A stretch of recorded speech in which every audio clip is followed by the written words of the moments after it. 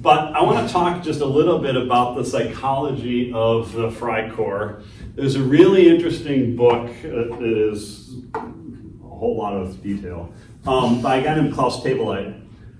And his father was in the Freikorps, and he never had a great relationship with his father, and he went on to become a Freudian psychologist, and so he basically started to sort of psychoanalyze his dad, like what was driving him, what was making him go.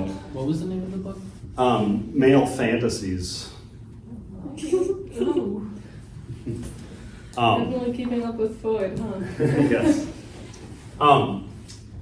And Teweleit then began to do a group psychoanalysis of the Freikorps. He got collections of letters that Freikorps members had written home to their wives while they were off fighting communists somewhere. He got, memorabilia, postcards, diaries, etc. of Freikorps members. Now, as a historian, I gotta say, Teweleit's book, we don't really know what kind of sample size he had or how useful this was, right? I mean, did he have, he had dozens and dozens of Freikorps members' stuff, but he didn't have comprehensive records for all of them. He didn't have comparable records for all of them, so he could compare all of them. He had a collection of letters from this guy and a diary from that guy, and 2 letters from that guy, and it's not at all clear that the guys he had were representative of the Freikorps as a whole. But Teweleit says that in the stuff he analyzed, there was a really consistent set of themes that came out, especially in the letters home. And the themes were really indicative of a certain type of masculinity, and Teweleit's very aware of this, that there's a certain type of masculinity, a certain psychological process here of these men processing masculinity in the war, etc.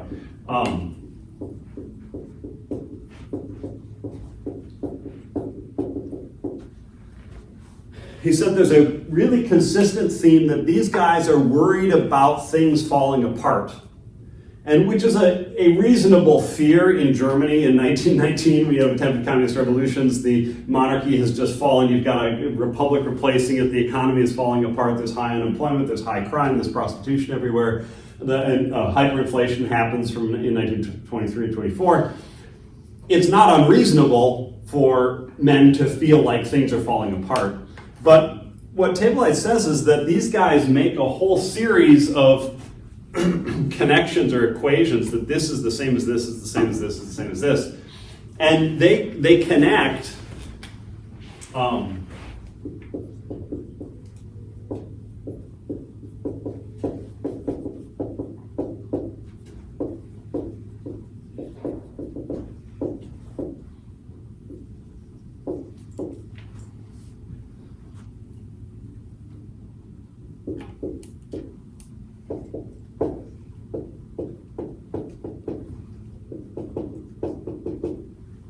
they sort of connect a whole series of things. They think of communism as a breakdown of society, and they think of female sexual liberation, which I'm going to talk about in a little bit. It was a really big thing in the 1920s. They see liberated female sexuality as a form of social breakdown chaos, and they see mobs and crowds and democracy as a form of social breakdown and chaos. And they see all of this as a breakdown of authority and order. And so Teweleit argues, and I do want to say, there's enough questions about Teweleit. Don't take him as gospel here. I think he raises some great questions, but don't take him as the final answer on this. But he basically says that they see democracy as the breakdown of the order and hierarchy of the monarchy, and they see female liberation as the breakdown of patriarchy, which is part of the order of the monarchy, and they see the economic chaos as part of the breakdown of the social order, and they see communism as the breakdown of social order. They see the equality that communists demand as a breakdown of social order and hierarchy. And so they see themselves, they feel like they're surrounded by the breakdown of order and hierarchy. And they want to put it back. right? They want to reestablish the hierarchy and the order. And so Table says that these guys tend to see themselves, this is my term, not Tableites, but they tend to see themselves as kind of like armored robots. They talk consistently about how they have to harden themselves, and they have to be invulnerable, and they have to be unforgiving, and they have to be, they have to steel themselves to do the things that they have to do to reassert order. And they also talk a whole lot about suppressing all emotion and not feeling anything and not allowing yourself to feel sentimental or not allowing yourself to feel empathy or not allowing yourself to feel love or kindness or anything, because you have to be the hard, rational imposer of order. And that means you have to be like an armored killing machine going against liberated women and communists and mobs and democracy, etc.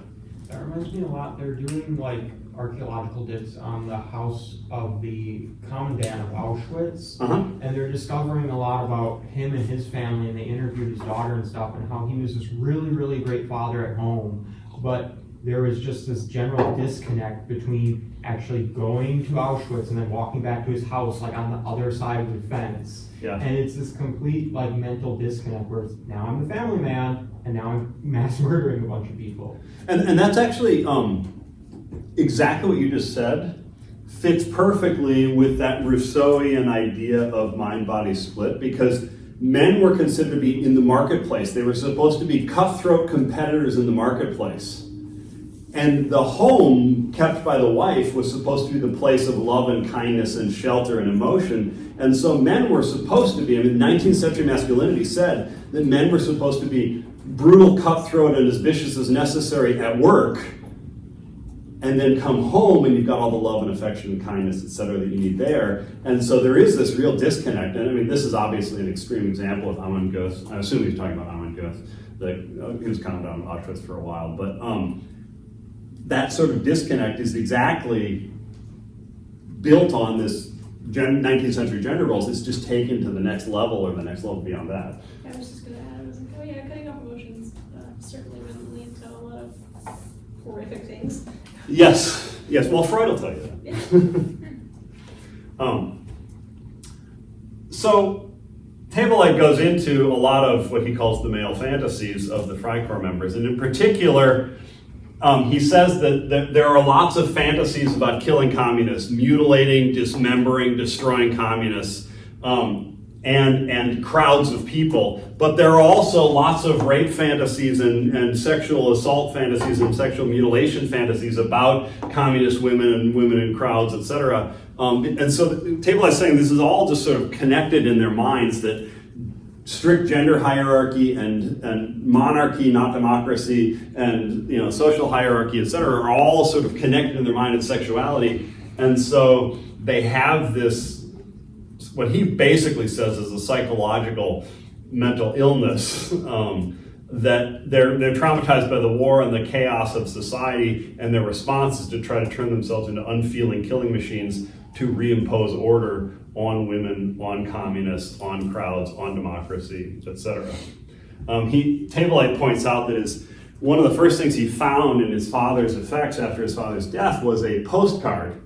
And the postcard it looks like a train driving on the ocean, but it's actually a photograph, because there's an island in Denmark, in the North Sea, just off Denmark, that it's connected to the mainland by a causeway. They just built up a whole bunch of dirt and put a railroad track on top of it. But at high tide, the water gets to the level of the tracks, and so it looks like the train is actually driving on the ocean, because you can't see the tracks, you just see the train plowing through the water, flying out, and it's a cool thing. But Tablelight says this is the perfect metaphor for how these Freikorps guys saw themselves. They saw themselves as iron machines plowing through soft, watery crowds of communists and women and everything that is chaos and everything that is equality and everything that is the breakdown of order. They see themselves as a machine plowing right through that, slicing right through it.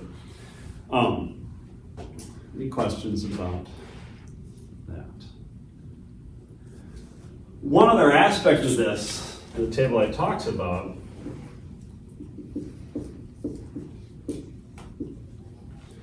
is that the Freikorps men in their letters back to their wives display a rather odd set of ideas about women's sexuality and their wives, and communist women in particular. And he says that basically they seem to have these two images of womanhood that keep coming back. One, they think of their wives as idealized saints. They are, but what's interesting, Table Light says, is there is never any sexual reference of anybody to their wives. They are not suggesting, oh, well, we'll spend all weekend in bed when I get home or anything like that. There's no sense of sexuality whatsoever. And in fact, he says the letters are pretty explicit. They see their wives as asexual. They are sort of a saint-like womanhood that is untouchable and is not something you would soil with sexuality. They're too pure for that. And then communist women are represented as wildly sexual, and in fact, their sexuality is a danger of swallowing up the Freikorps men.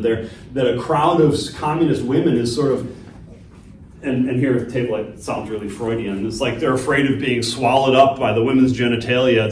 They talk about it as sexual terms, and they talk about crowd violence, and it's all mixed up. And so, Table Light thinks there's actually some sort of weird psychological trauma about female sexuality also. And here's where he sounds really Freudian, and here's where I get really nervous because I don't think anything Freudian is likely to lead to a good place. But I think he's onto something, because this does also resonate with,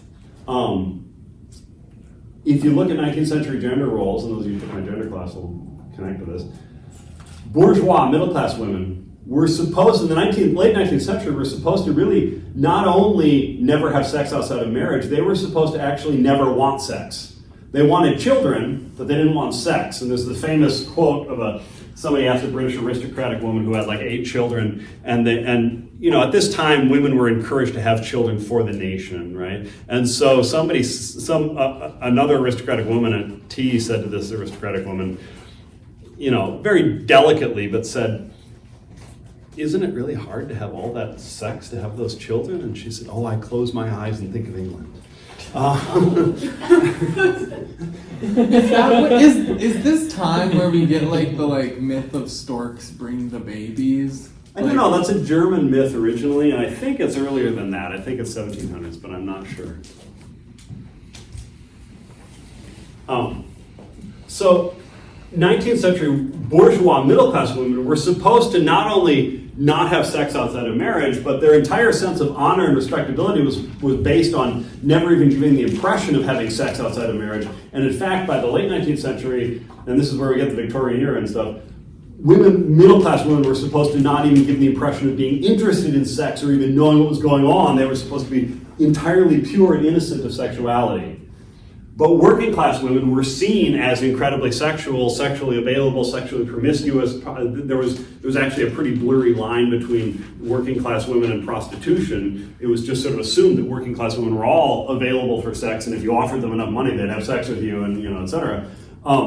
And so part of what Table Light is getting at, although Table Light doesn't really go into this, he doesn't approach it the way I am, is that you're getting a sort of a hyper extreme version of 19th century femininity, which is basically going back to the Middle Ages and the idea that all women are either saints and have nothing to do with sexuality, or they're whores and everything is about sexuality.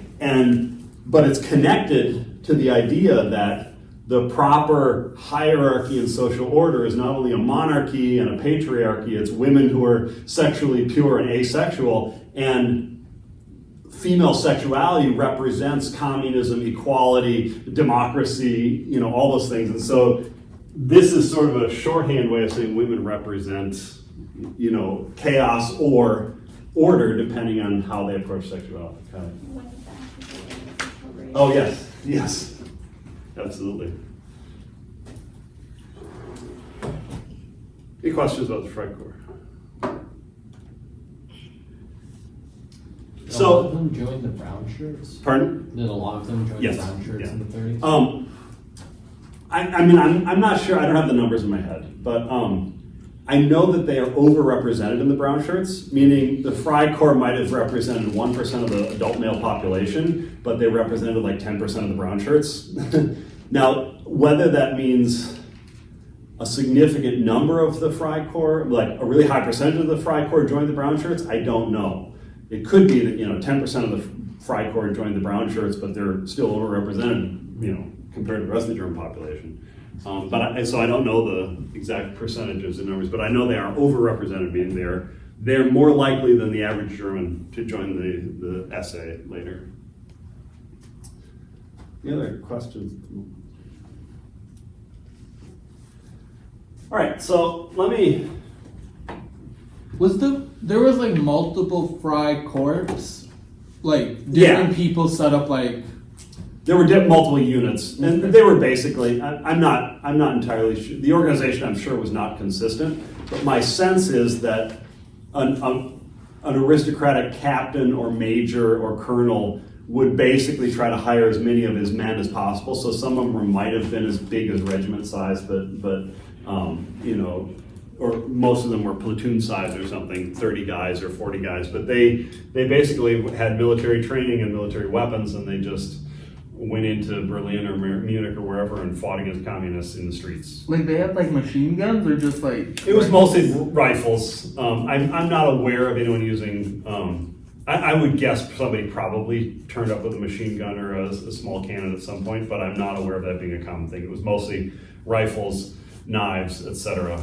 And I mean, the people who were dying in the street fighting were getting stabbed 35 times, or getting beaten to death, or shot at close range, that kind of thing. Any other questions? All right, so let me talk about the Roaring Twenties.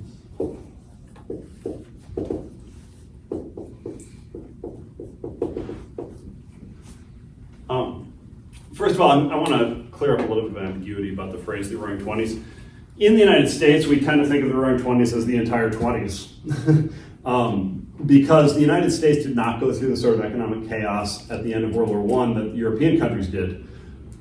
Because the United States had never fully oriented its economy towards wartime production, and so it was not an extremely traumatic process to undo wartime production in the American economy.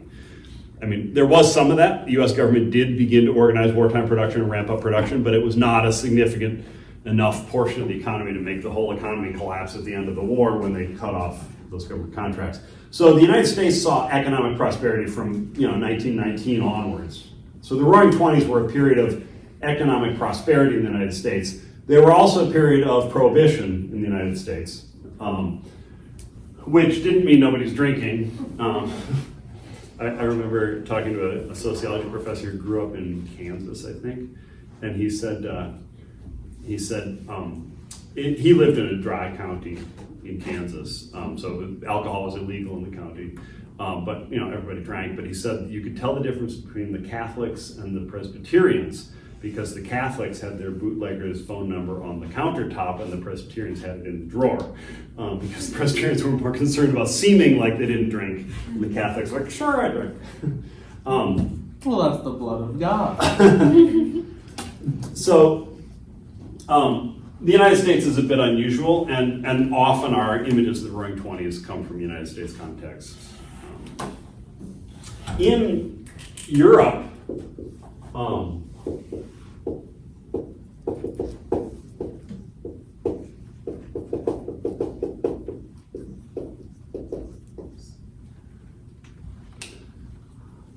in Europe, the economic boom was really only the last half of the 20s. All of the countries that engaged in World War I, France, England, Belgium, Germany, Italy, etc., Austria, all the Eastern European countries that came into existence, had an economic collapse of sorts after the war ended because the governments basically just canceled all the military contracts and sent all the soldiers home. So you had skyrocketing unemployment. You had, economic gross domestic product just crashed. There were no consumer goods. It was hard to find food, etc. Prices were skyrocketing everywhere. Germany, in particular, had the added problem of trying to pay reparations by printing money, which led to the hyperinflation I talked about last time. And what happened was that the hyperinflation in Germany got so bad by late 1924 that, as I mentioned, the US dollar exchange rate was over $1 trillion Deutschmarks to a dollar. And the United States finally stepped in with something called the Dawes Plan, which was later revised with another plan called the Young Plan.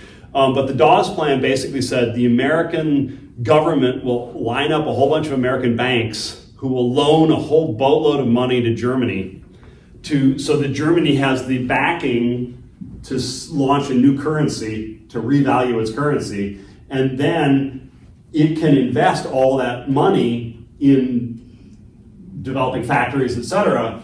And then it can, and the idea is that the Americans will loan the Germans a whole bunch of money, and Germany will get its economy going back up and humming, and then Germany will begin to produce enough money that they can send reparations to France, Belgium, England, etc., and that will be an economic boom for France, Belgium, England, etc. They'll get a second sort of a ripple effect, and it actually worked. It didn't work perfectly at first, and they had to redo the Dawes Plan as the Young Plan, but basically, 1924, the economy in Germany turned around rather abruptly, and you started to see production pick up. And partly this was just, it had been long enough now so the German factories had retooled, but they didn't have a market. They've retooled, they're making radios now, but nobody can afford a radio. But now that you get this money pumped into the German economy and unemployment starts falling, people start buying radios and people start buying refrigerators and so on. So it really did work.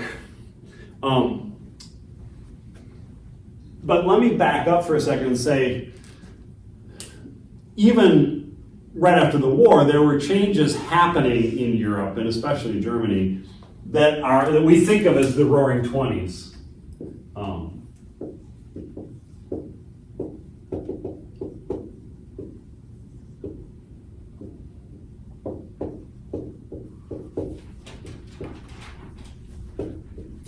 One, you saw after World War I, you saw a whole slew of new consumer products that appeared.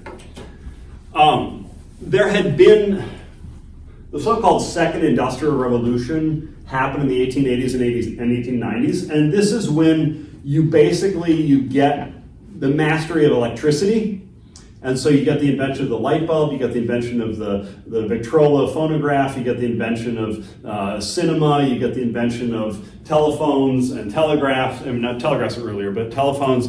So you get this whole slew of new inventions. And but most of those, you also get a whole, the internal combustion engine gets perfected, and you get the automobile, basically.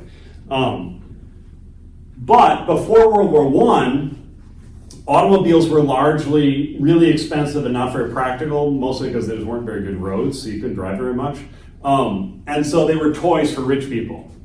And before World War I, most houses weren't wired for electricity, so radios and refrigerators and vacuum cleaners and blenders and all these other electronic devices were not being sold much because most houses didn't have electricity, so why are you going to buy a vacuum cleaner, right?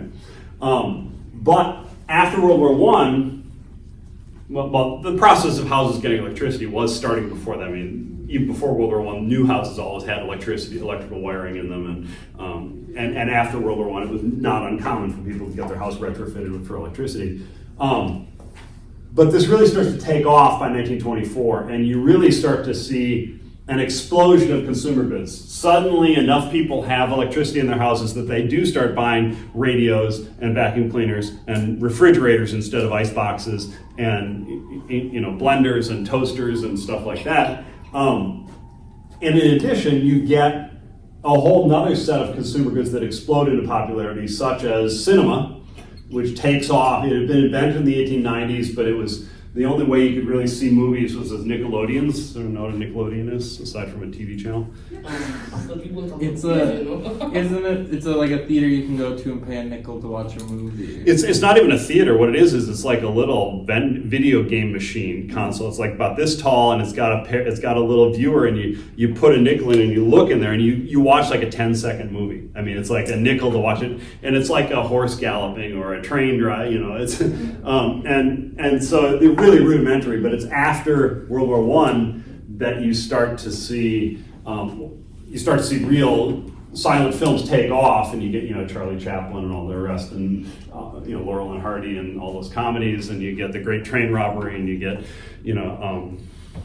one of the big first real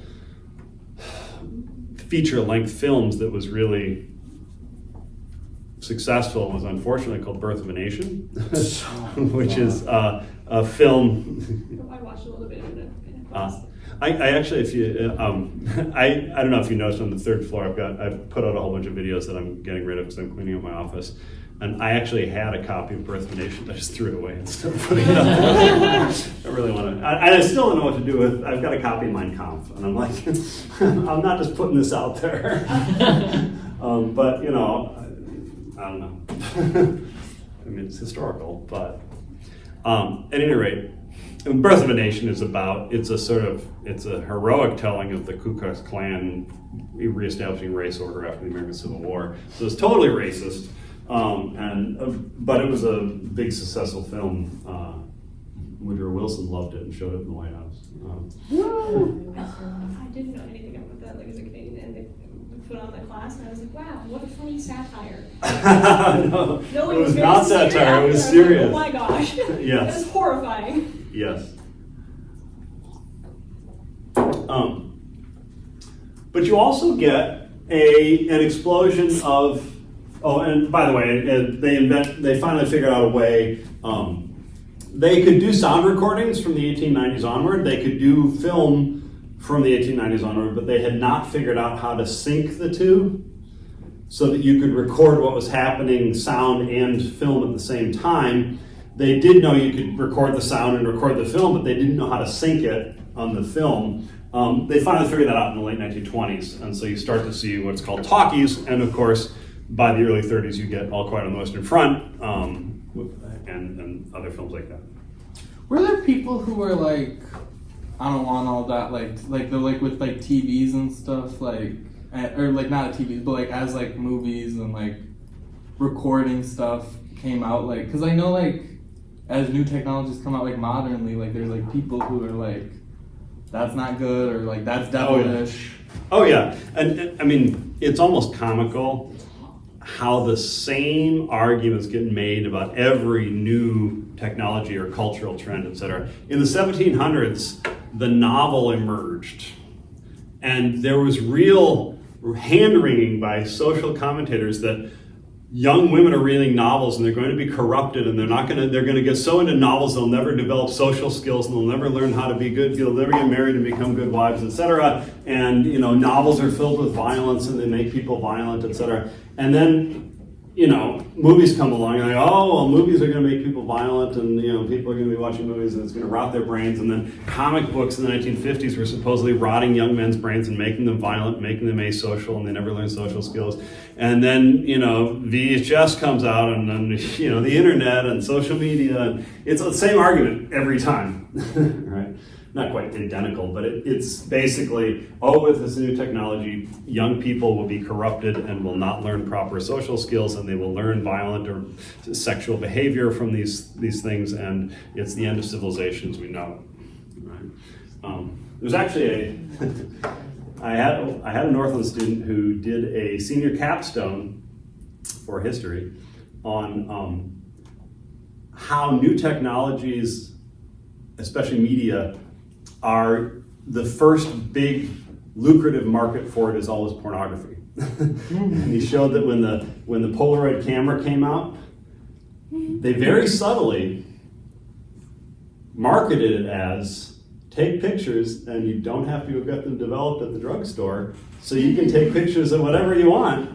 And then when VHS came out, get movies.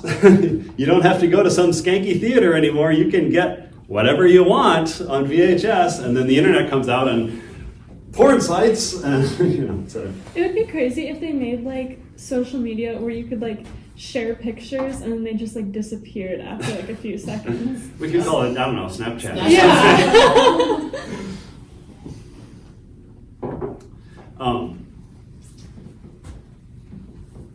One other area of consumer goods that really, let me actually just mention, listen. I'm a little bit surprised they haven't tried to, and they might have, I just might be ignorant of it. I'm a little bit surprised they haven't tried to make like porn video games. They have. Oh, they Yeah, okay. Yeah. Yeah. I haven't, Yeah. I hadn't heard of any of them, but I'm like, if they haven't Just done scroll on that, Steam. Well, they're never going to make porn about anime. Wait. Nothing is safe. It's almost as if human beings are hardwired to be interested in sex or something. One of the aspects of this is the 1920s is the first time that you actually really see mass media. Prior to this, you had newspapers. Every city had newspapers, dozens of newspapers. In fact, Berlin in the 1920s had over 250 newspapers. Morning papers, afternoon papers, evening papers, weekly papers, monthly papers. Was this because people were reading like multiple newspapers a day? Like, Yeah, it was considered pretty normal for middle class people to read 6 or 8 newspapers a day. that's a lot of newspapers. Yep.